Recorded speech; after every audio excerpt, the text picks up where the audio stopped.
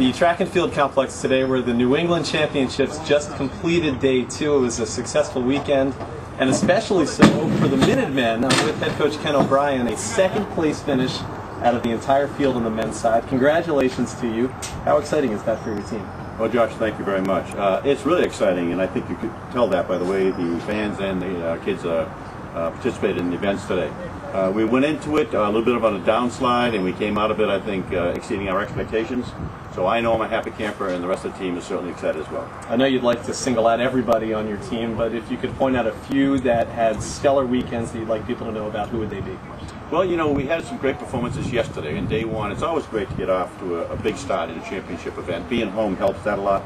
There were a couple of things that went on that were a little bit unsung, and one of our freshman heroes for the year, Zach Tonke from Northampton, ended up 4th in long jump, and Chris Verkalone was 3rd in the javelin. But I think the crowd really took to the fact that Andrew McCann won the 10,000 meters with Jason Ayer grabbing 5th, and then a trio of UMass kids came across 2nd, 3rd, and 5th in the 5,000, which are the last 2 events of the day, distance events, out in the track for a long time.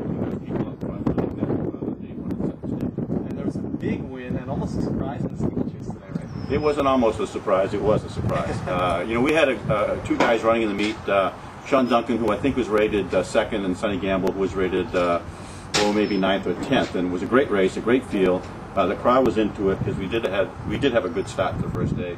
We had hit a lull, and 2 or 3 events from the end, we went 1-2 in the steeplechase, and Sonny Gamble, who was the 9th seeded person in the field, kind of an unknown or unsung hero in our distance running group. He's a junior, made a great move with 3 laps to go and broke the field open and did nothing but drag Sean Duncan with him.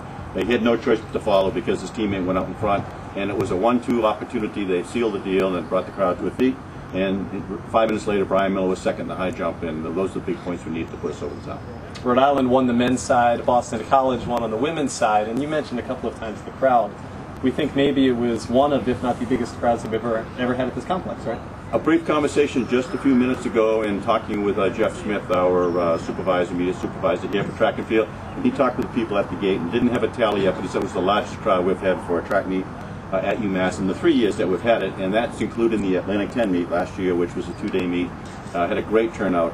I guess a lot had to do with the weather, a lot had to do with a lot of schools being from New England, but I'm sure we broke the record in attendance, and the fans deserve a lot of credit. The weather was a big part of it as well. I think everybody went home happy no matter who they were rooting for. Well, Coach, congratulations on a great weekend for your men and for everybody that was here. Josh, thank you very much, and thanks for everybody who came to the meet and supported track and field.